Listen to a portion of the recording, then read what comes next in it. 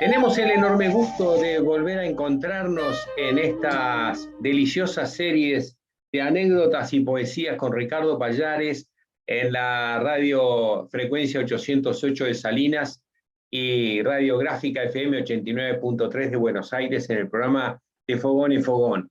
¿Qué tal, Ricardo? ¿Cómo estás? Bueno, hoy un poco disfónico, pero bien en general. ¿Y Entonces tú? va a ser sensual la sesión de hoy, si estás difónico. Bueno, si es en general, también puede ser una sesión en coronel, ¿no? Depende. Y decime, Ricardo, ¿qué personaje interesante nos traes hoy a cuento? Mira, pensé eso relativo al tema de las anécdotas,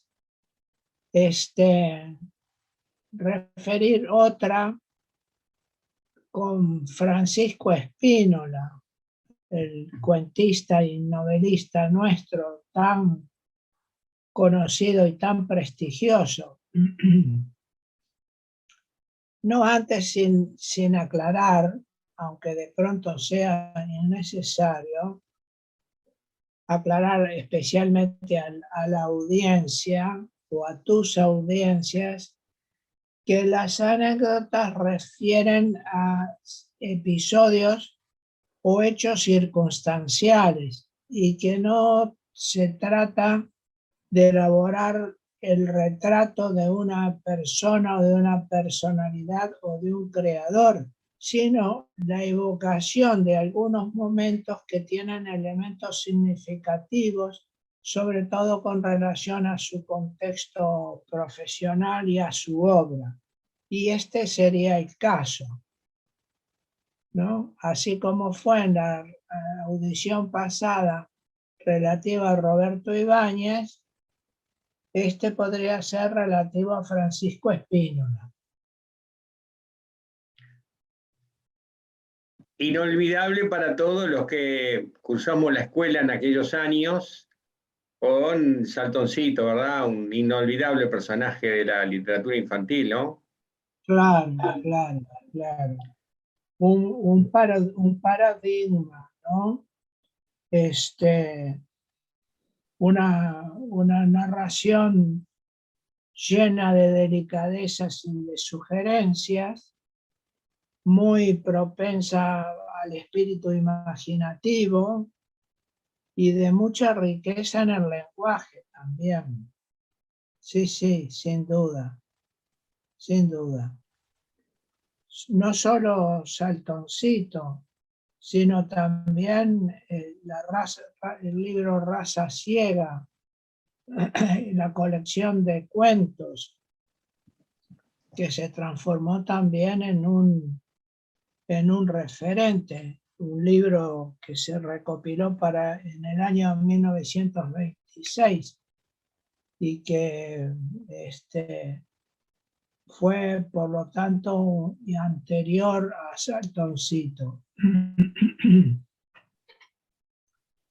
Bueno, como el caso de Morosoli, por ejemplo, o de Julio César da Rosa, o de Morosoli, que dejaron relatos para la infancia paradigmáticos, con lo que mostraron sin proponérselo que la literatura para niños es la literatura en general, no una particular que incluya o tenga visiones pueriles o simplificadoras. Cualquier niño, frente a un cuadro de un artista famoso, puede experimentar sin duda alguna sentimientos muy diferentes, pero a todos de alguna manera les llega, porque no hay pintura para adultos y pintura para niños, ¿verdad? Bien, era esto lo que yo deseaba reflexionar antes de iniciar tu audición propiamente dicha. Buenísimo. ¿Y cuándo lo conociste vos a Paco? ¿En qué circunstancias lo conociste?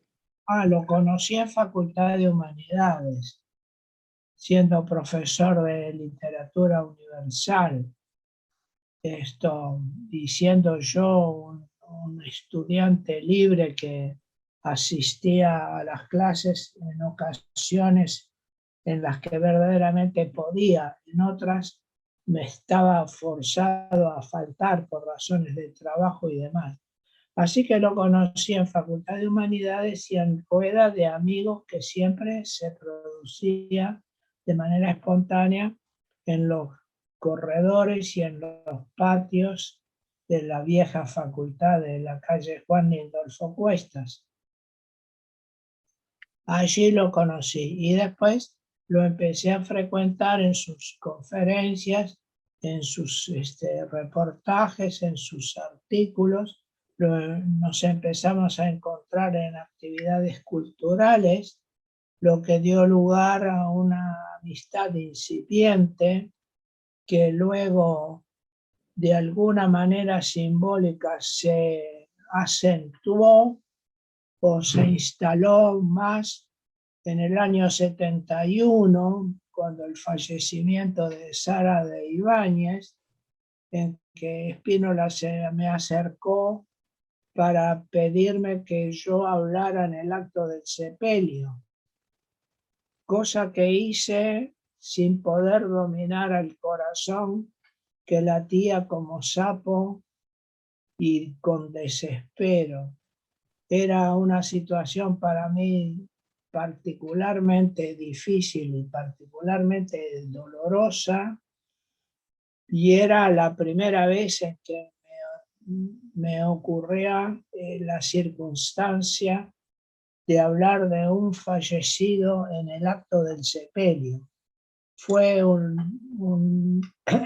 una vivencia muy compleja, muy profunda, y bueno, y debida a la intervención de don Francisco Spínola. ¿En qué cementerio era eso? En el cementerio del Buceo, en la parte del fondo, entrando por calle Rivera hacia la derecha, estaba el panteón familiar, que no he preguntado a sus familiares si existe todavía, supongo que sí. Bueno, lo tengo muy presente, por cierto. Un panteón de granito rojo.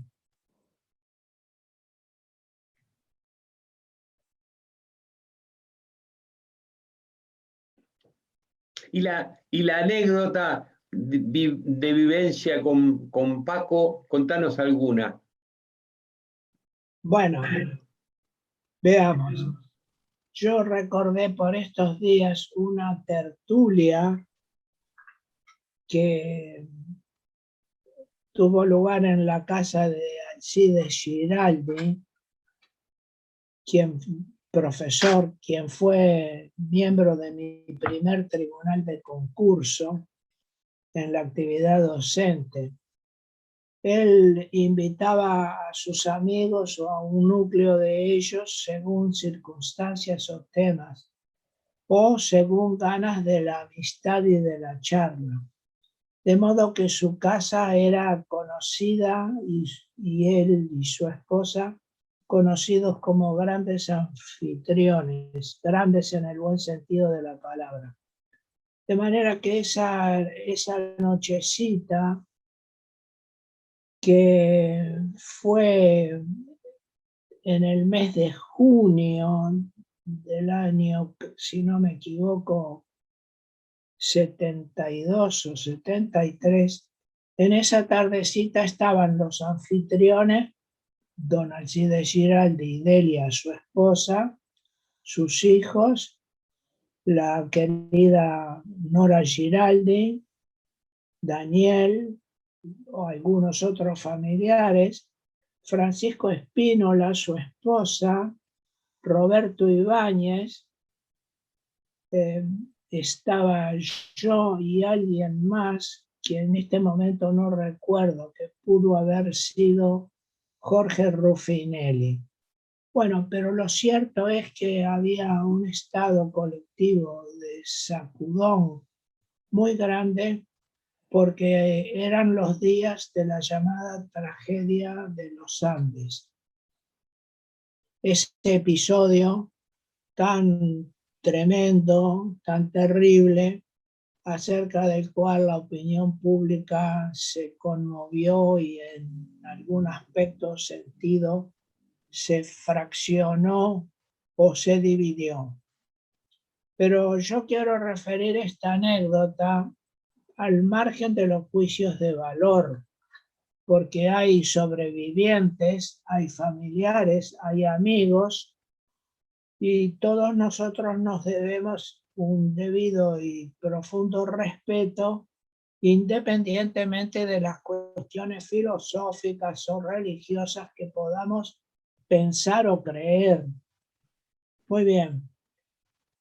Todos inquietos, algún comentario más o menos ligero en el sentido de a voz baja, porque estábamos como en un clima de duelo, y Paco Espínola, que estaba particularmente conmovido, buscaba temas para centrar el interés y salir de aquel foco de dolor y de sufrimiento que constituía el hecho y la difusión de detalles y avatares de esa peripecia. Como Francisco Espínola era un narrador oral notable, capaz de brillantes improvisaciones, intentó elaborar un cuento relativo a un personaje que había creado en el momento, que era el capitán Díaz y Díaz, que tenía el grave problema de no ver y carecer de lentes, ¿no? De manera que siempre estaba probándose los de otros o de algún vendedor de campaña de valijita que aparecía por el lugar, y siempre el tema era, según el cuento, el desespero del capitán Díaz y Díaz porque no lograba ver bien. Hasta que un día llegó un valijero, aquellos que antiguamente se llamaban los turcos, el turco de la valija, que traía de todo: elásticos, hilos, tijeras, dedales, piezas para remendar, algunos fragmentos especiales de tela para hacer obra o labrar prendas especiales como guantes o gargantillas. Traía abalorios, traía algunas dentaduras postizas que eran, por cierto, para probarse, y también traía, entre otras cosas, lápices, lapiceros y también, finalmente, lentes, anteojos.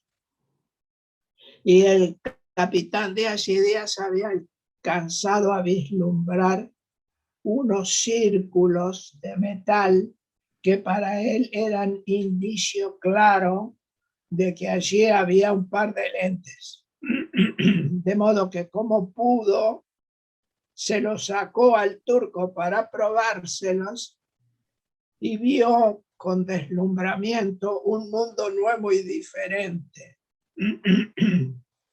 Y consideró que lo que tenía más cerca era una hermosísima muchacha vestida de blanco, con tules y flores blancas que rodeaban todo su cuerpo, y se avanzó para abrazarla, estrecharla largo y profundamente, abusando todo lo posible del tacto. Pero resultó que la muchacha era un espino florecido, lleno de miles de espinas cruentas que lo estaban esperando. De manera que al capitán Díaz y Díaz, las muchachas de la casa, le tuvieron que sacar las espinas una por una para poder liberarlo de aquel tormento. Bien, pero no conforme con eso, Spínola, que no había logrado dominar aquel clima de congoja, aquel clima de espanto y, ¿por qué no?, de temor por transferencia frente a la tragedia que iba creciendo en información y en detalles, tomó también otro camino. Resolvió opinar sobre la tragedia de los Andes. Y hubo allí un intercambio de opiniones y de dolores, en el transcurso del cual Spínola, señalando que no enjuiciaba a los actores ni a los protagonistas, que no formulaba juicios de condena ni de valor, que no formulaba apreciaciones para un contexto que le era ajeno, pero quería señalar las enormes dificultades que presenta la vida y los aspectos impensables que ella tiene, como son los que debieron asumir los sobrevivientes para mantenerla sobrevida. Y él decía, casi con lágrimas asomadas, casi no, con lágrimas asomadas, decía, quiere decir que la vida me obliga a mí a que, si yo me considero Shakespeare y usted se considera Cervantes, podemos hacer cualquier cosa, recurrir a cualquier cosa para sobrevivir. Y ese dolor moral, que no era condena ni aprobación, era lo que él expresaba como una de las realidades o profundidades que tiene la vida en sus aspectos insospechados. De manera pues que, para disolver una vez más aquel clima que se había reinstalado de duelo y de dolor, dirigiéndose a Roberto Ibáñez con un dedo levantado, se puso de pie con su traje negro ligeramente desvaído, su corbata negra ligeramente descuidada, a lo que le replicó Ibáñez poniéndose también de pie para escucharlo como correspondía de maestro a maestro, vistiendo un impecable ambo color habano. Y ante esa circunstancia Spínola preguntó a todos, corrió y movió el dedo hasta señalar a todos y cada uno. Digan ustedes que son de la cátedra de literatura uruguaya y dicen que saben todo. Díganme ustedes quién fue el gran poeta uruguayo del siglo XIX que escribió en caracteres griegos y latinos, de abajo para arriba y de derecha para la izquierda. Y quedamos todos absortos. Nadie contestó porque era imposible la respuesta a semejante cosa, a semejante planteo. Paco estaba de pie y se mantenía serio, con dificultades para armar un cigarrillo, porque ya le había rodado una lágrima. E Ibáñez, que también era gran persona, gran autor y gran personaje, como Spínola, aprovechó y trabajó a su favor el silencio, que se prolongó y se prolongó hasta que finalmente, cuando era evidente que nadie tenía respuesta, Ibáñez le dijo, mira Paco, con esas características y entre esas fechas no pudo haber ninguno, así que estás inventando algo que no existió. Bueno, Y a partir de esa circunstancia risueña, de ese entrecruzamiento de opiniones y de apreciaciones, logró reencauzarse aquella tertulia que no fue precisamente de las más felices, pero fue memorable en estos aspectos en que estoy señalándolo. Preciosa anécdota, Ricardo. Y contanos, ¿qué poema tenés para el corolario de este encuentro? Mira, había señalado el texto Rodríguez de Francisco Espínola, pero es muy conocido y los escuchas lo pueden encontrar, está en el libro Raza Ciega, fue incorporado un tiempo después a la aparición del primer libro de cuentos, pero lo voy a obviar porque la audiencia puede encontrar fácilmente en la biblioteca de la casa o de algún familiar o de alguna tía o de algún sobrino, puede encontrar un ejemplar de Raza Ciega de Francisco Espínola. Hay una edición muy difundida de los clásicos Artigas, y disfrutar de ese cuento que es, según decía Ibáñez, uno de los mejores, si no el mejor cuento de la literatura uruguaya.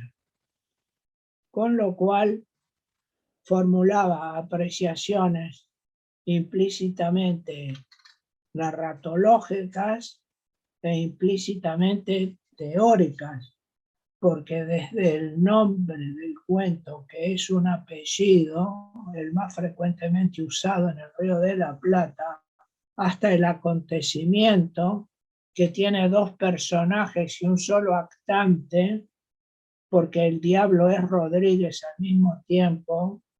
Rodríguez y el diablo también son ellos y yo en el plano de mi interpretación. Pero pensé, como homenaje a otro poeta, en leer un texto que escribí en el libro Las cajas del instrumento, es dedicado a Julio Herrera y Reisí, del año 2013, que se titula La casa de Julio en verano, que refiere en forma ficticia la casa en la que vivió Julio Herrera y Reisí, donde funciona la Academia Nacional de Letras por estos días, en la esquina misma, en los altos de la esquina de Reconquista e Ituzaingó. Es una casa muy antigua, muy mal conservada, inhóspita desde varios puntos de vista, pero que sigue teniendo en sus alturas la Torre de los Panoramas, ese altillito mítico en el que Julio Herrera se reunía con Florencio Sánchez y otros creadores de la generación del 900. Todos sabemos que Julio Herrera y Reisí padecía de una enfermedad al corazón y que le provocaba trastornos diversos. Pero estas referencias que yo voy a referir aquí, a relatar aquí o a expresar de una manera diferente, no son reales.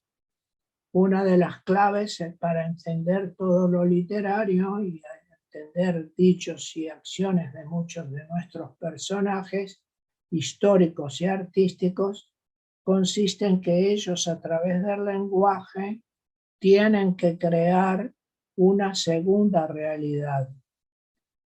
no parecida ni igual, sino otra realidad.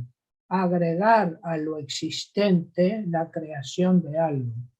Si yo saco una foto de la casona de Julio Herrera, una cosa es la realidad básica o primaria, que es la casona, otra es una realidad segunda, que es la réplica mediante el artilugio mecánico y óptico de la máquina fotográfica. ¿Verdad? Para que haya arte tiene que haber, digamos así, una realidad segunda autónoma de la verdad histórica o concreta. Bueno, con esta breve explicación voy a leer el texto que se titula La casa de Julio Herrera. Las cajas tienen taquicardia al fondo, con sus sigilos que retumban bajo por las jeringas para el suave alivio. Que no hable ni interprete quien no sabe del insoportable calor de Altillo, de la angustia o de la pequeña muerte, la que con libido acogota al ego, que sacude las entrañas y al hierro de las camas vacías sin hechiceros, porque se oxida al fondo el ser del canto. Que no diga ni interprete quien no sabe. Con este calor y desacomodo, eres un fantasma en la luz del patio, taquicardia con el miedo en las cajas que acogota duro y te salva el verso, que si va más allá, tú vas y alucinas y encuentras el deseado son del canto sin el espanto y vértigo del seso. Con este calor y desacomodo van al agua las cajas de inyección como botes de juguete encendidos en la torre al sur, donde se ve un horizonte con el collar de 5 barcos quietos que cargan tu revolución de éxtasis. Van al agua las cajas de inyección con el calor de su desacomodo, porque se oxida al fondo el ser del canto. No es medicina el misterio de las cajas, apenas es el vuelo de un latido. Bien, Roberto Sabán, estimados escuchas, creo haber cumplido con estos toques poéticos de la memoria y estos breves tributos a algunos maestros de nuestra cultura. Una joya, Ricardo, una joya. Escucharte en tus anécdotas y en tu poesía. Te agradecemos enormemente este ratito de elevación cultural. Nos vemos la semana que viene. Así será. Espero estar en buenas condiciones o en mejores condiciones. Pero las que tuviste son inmejorables porque salió bárbaro. Muchas gracias. La voz no está en su lugar. Perfecto, perfecto. Un abrazo. Buena semana. Chau, chau. Chau, chau.